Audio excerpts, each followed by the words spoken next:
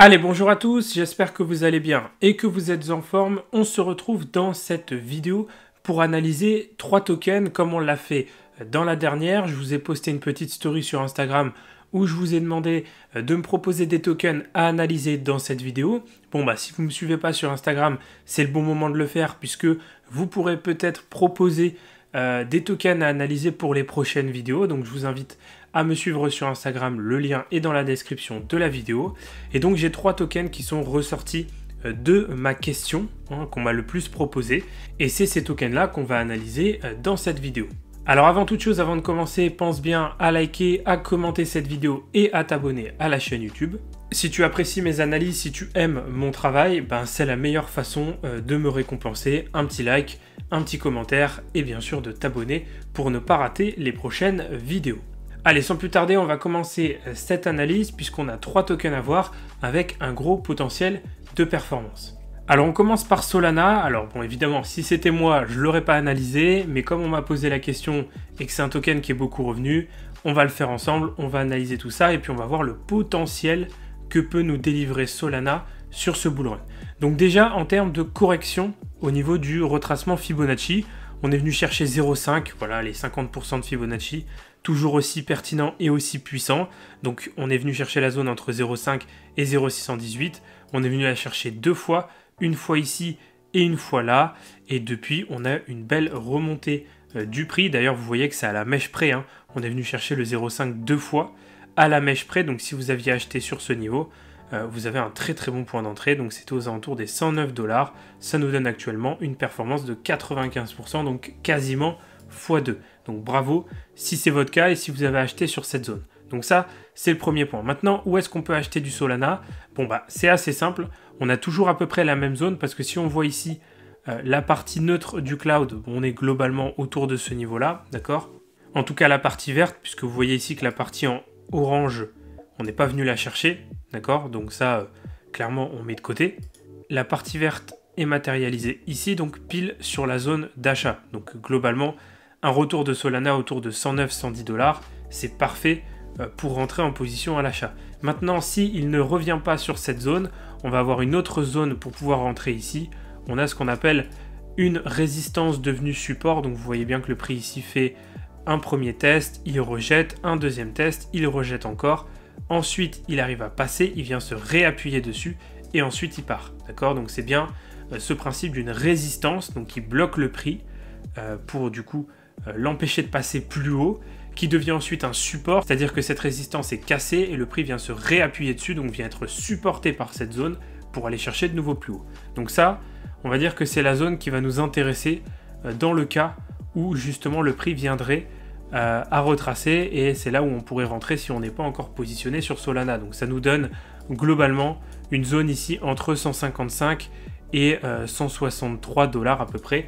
Donc c'est une zone tout à fait intéressante qui est située par rapport au prix actuel à environ 23, 24, 25% de retracement. Donc c'est quelque chose qu'on peut avoir sans aucun problème si Bitcoin se met à retracer un petit peu. Vous savez que quand Bitcoin perd 10-15%, les altcoins vont perdre 20-25%. Donc ça peut aller très très vite. Évidemment, si on fait un petit tour au niveau du Goldback, vous voyez qu'ici on est sur une zone de Goldback qui a déjà fait réagir le prix dans le passé, puisqu'on s'était arrêté sur cette zone de Goldback juste ici. C'est là où on avait marqué le plus haut de mars-avril 2024, d'accord? Donc là, on revient sur cette zone, on est en train de la passer, mais ça commence quand même un petit peu à devenir compliqué, on le voit par l'intermédiaire de cette bougie. Et on voit surtout qu'on a une autre zone d'achat qui va nous intéresser, qui est juste ici, au niveau de ce niveau de Goldback, aux alentours des 143, 128 $. Donc là, on sait qu'on a 2 zones prioritaires. On ne va pas prendre en compte cette zone-là, puisqu'elle est située à l'intérieur déjà de la zone de retracement Fibonacci, donc il n'y a aucun intérêt de la noter en supplément. Maintenant, on sait qu'elle est là, et donc c'est une confluence supplémentaire si on revenait dessus. Donc ça nous fait cette zone-là en supplément, ça nous fait une zone supplémentaire. Et donc là, on voit qu'on a 2 niveaux d'entrée qui vont être vraiment intéressants pour nous, entre 164 et 155, et ensuite entre 143 et 130 $, 129. Donc vous voyez que là, si le prix vient chercher la première zone, vous rentrez une première partie, si le prix vient chercher la deuxième, vous rentrez une seconde partie, et là vous êtes bien positionné sur Solana. Donc voilà un petit peu pour les zones d'achat. Maintenant les zones de vente. où est-ce qu'on peut prendre des profits sur Solana? Bah, c'est assez simple, déjà les 2,618 ici ont été faits, d'accord? Donc c'est exactement là où on avait bugué ici, où on s'était arrêté en mars-avril en confluence avec le niveau de Goldback qu'on a vu juste avant. Donc c'est là où il fallait prendre des profits concrètement. J'en avais parlé sur Instagram, je vous avais dit attention, cette zone-là, il faut prendre des profits dessus. Bon, bah, ceux qui ne l'ont pas fait, vous avez subi une correction quand même de 50%, donc c'est relativement significatif. Maintenant, on voit que sur cette extension des 2,618, il nous reste le 3,618 qui n'est pas encore fait, aux alentours des 248 $. Donc il faut savoir que quand on a fait 1,27, 1,618, 2,618 et qu'on revient travailler le 2,618 comme c'est le cas actuellement, généralement on va toujours faire 3,618, d'accord? On va terminer l'extension. Donc vous pouvez être à peu près sûr que Solana va revenir aux alentours des 248, 249 $. Maintenant, une fois que cette extension sera faite, on peut tout simplement tracer les extensions du dernier retracement qui est ici, donc le fameux retracement de 50% de mars 2024 jusqu'à août 2024. Et si on le trace, on voit que ça nous donne d'autres extensions, notamment une extension ici, aux alentours des 372-376 $, une autre extension ici aux alentours des 475 et 480 $. Donc là, ça nous donnera les deux derniers niveaux de l'extension suivante, 2,618 et 3,618. Pourquoi je compte pas les 1,618? Parce qu'ils sont situés juste à côté des 3,618 de la précédente extension. Donc ça n'a pas forcément de gros intérêt de prendre des profits ici à 250 $ et d'en reprendre juste après à 275. C'est très très proche. Par contre ici à 372 et 470, 480, ça reste relativement intéressant puisqu'on a vraiment un écart significatif entre les différentes prises de profit, niveau de prise de profit. Et ensuite, parce que c'est pas fini, c'est là que c'est intéressant, c'est qu'on n'a toujours pas terminé l'extension liée à la précédente impulsion et retracement, donc la fameuse impulsion du bull market de 2020-2021 et le retracement du bear market de 2021-2022. D'ailleurs ici on va passer les niveaux en noir pour rester sur le même code couleur, ça c'est important, je crois qu'on est pas mal là-dessus. Et donc ici on n'a pas l'historique mais globalement ça fait ça, hein. Solana ici part d'un niveau des zéros, ensuite on a la grosse impulsion sur le bull run précédent, la correction du bear market, etc., etc. Donc ici on peut se permettre de tracer notre retracement, d'accord, donc notre extension sur le retracement de la précédente impulsion du dernier bull run. Et donc on voit qu'il nous reste encore 1,27, 1,618. Pourquoi le 1,618 on ne le marque pas? Parce qu'il est très très proche du 2,618 de cette extension, donc ça n'a pas trop d'intérêt. Par contre ici, le 2,618 et le 3,618, ils sont très intéressants, parce que là, on est vraiment sur une vision weekly, monthly, donc moyen-long terme, et on voit que ça nous donne un objectif aux alentours des 650-660 $, et pour les 3,618, aux alentours de 900 et 920 $. Donc voilà un petit peu les niveaux que vous pouvez aller chercher en extension sur Solana. Maintenant, prenez bien les profits au fur et à mesure sur ces différents niveaux.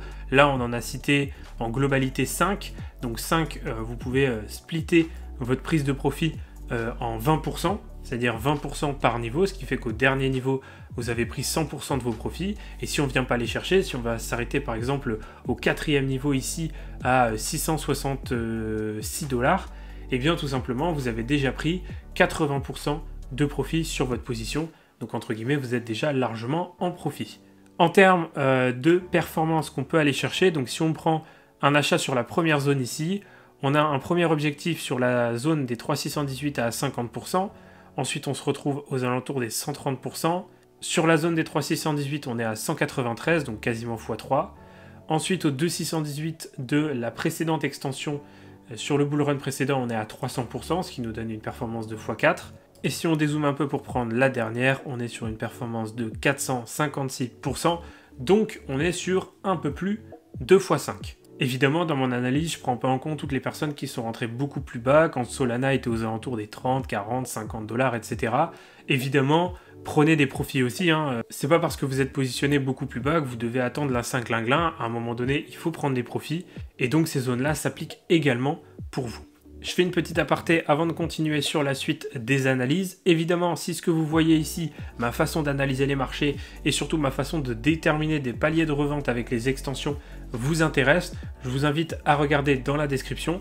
Vous avez directement un lien qui vous amène sur mon site internet où vous allez pouvoir voir les différents programmes que je propose, notamment Profit illimité et le club CryptoPump, où je vous enseigne toute ma méthodologie qui me permet de mettre en place un plan en crypto de A à Z avec des zones d'achat et des zones de prise de profit pour éviter tout simplement d'arriver à la fin du bull run et de perdre la totalité de vos gains parce que vous n'aurez simplement pas réussi à sortir du marché. Donc le lien vers mes programmes est dans la description de la vidéo, et si vous voulez plutôt un accompagnement personnalisé sous forme de coaching, c'est-à-dire voir un petit peu toutes ces choses-là mais en personnalisé, dans ce cas-là vous avez la possibilité de prendre un coaching avec moi, les liens sont également dans la description.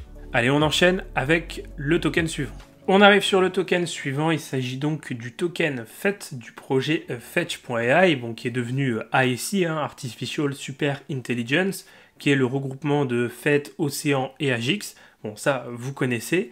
Qu'est-ce qu'on peut en tirer de cette analyse et de ce token? Bon, déjà, très simplement, on voit qu'il y a deux grosses zones d'accumulation, d'accord?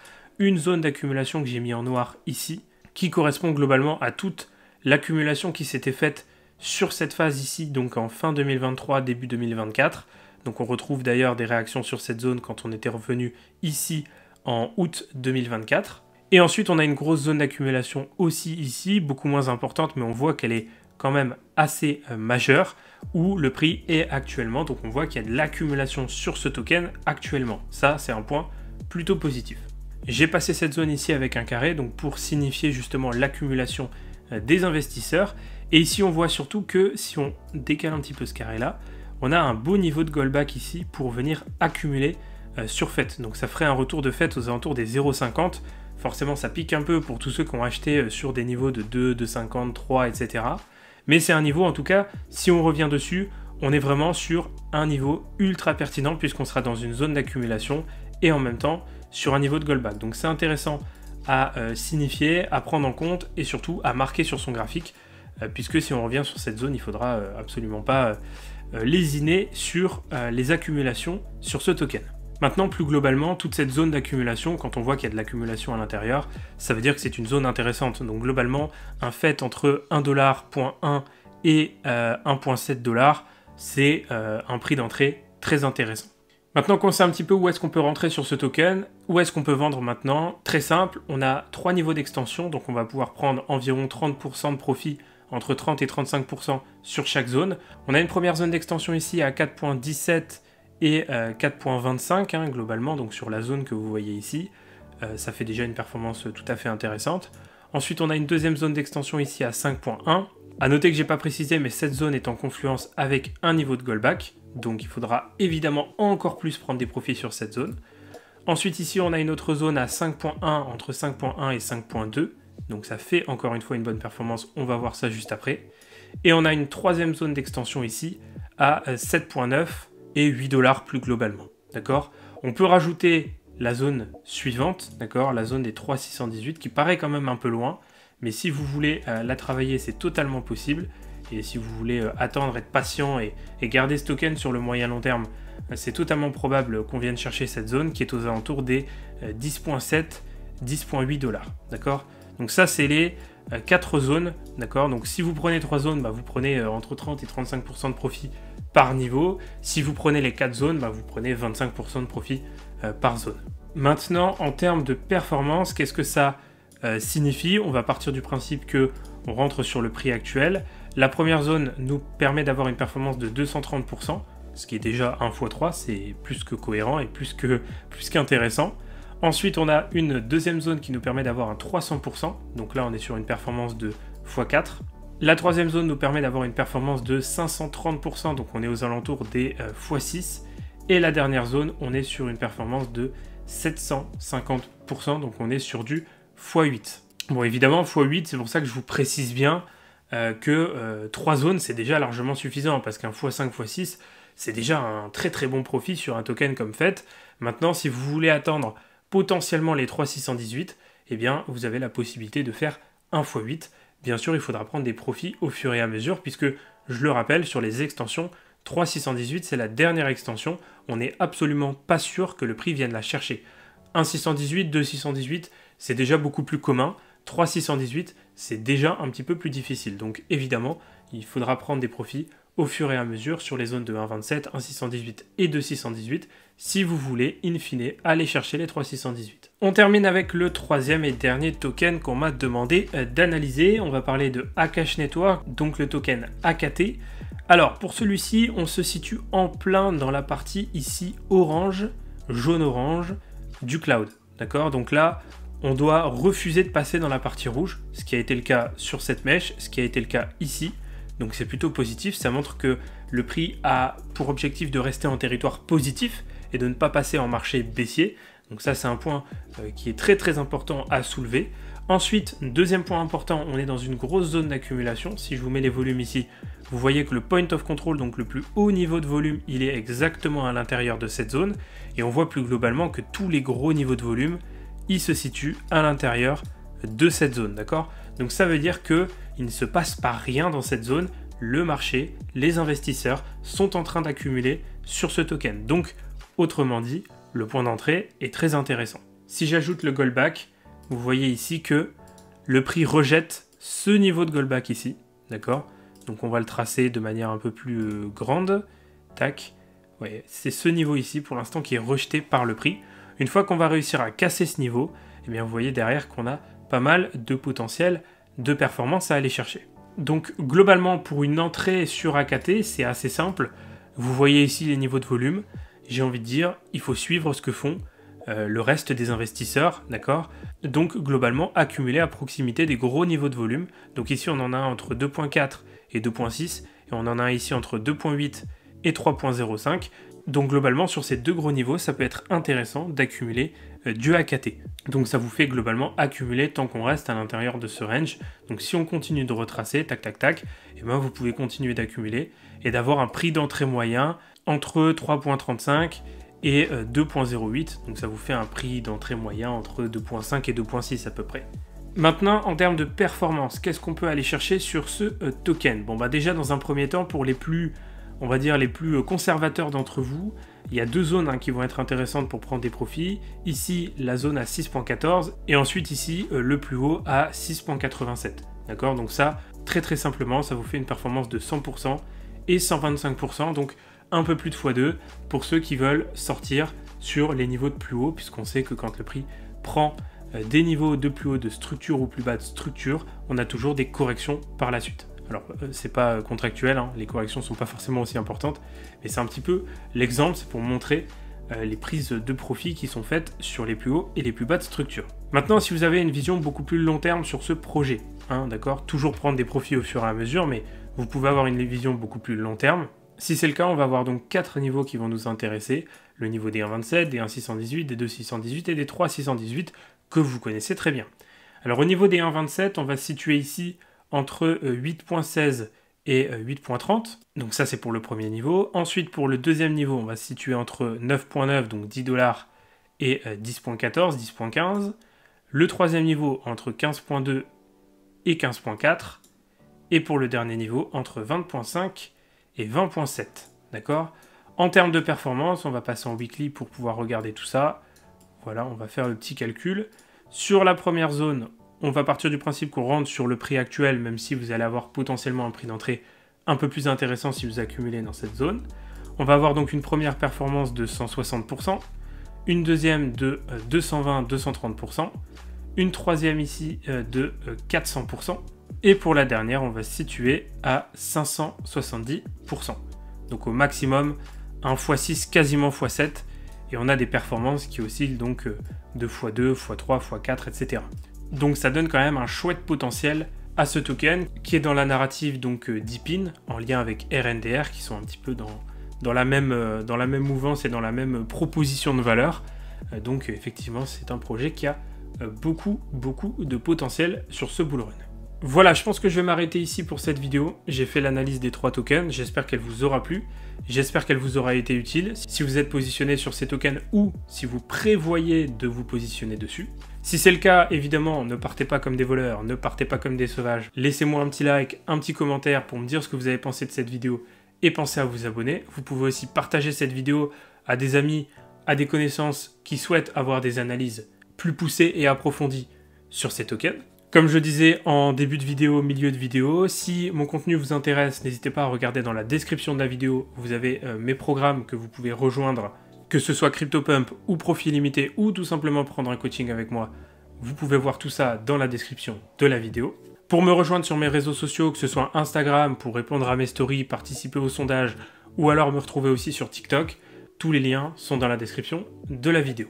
Allez, je crois que j'ai tout dit, je vais vous laisser ici, je vous souhaite à tous une excellente journée ou une excellente soirée, et nous, comme d'habitude, on se retrouve dans de prochaines vidéos pour de nouvelles analyses et de nouveaux partages.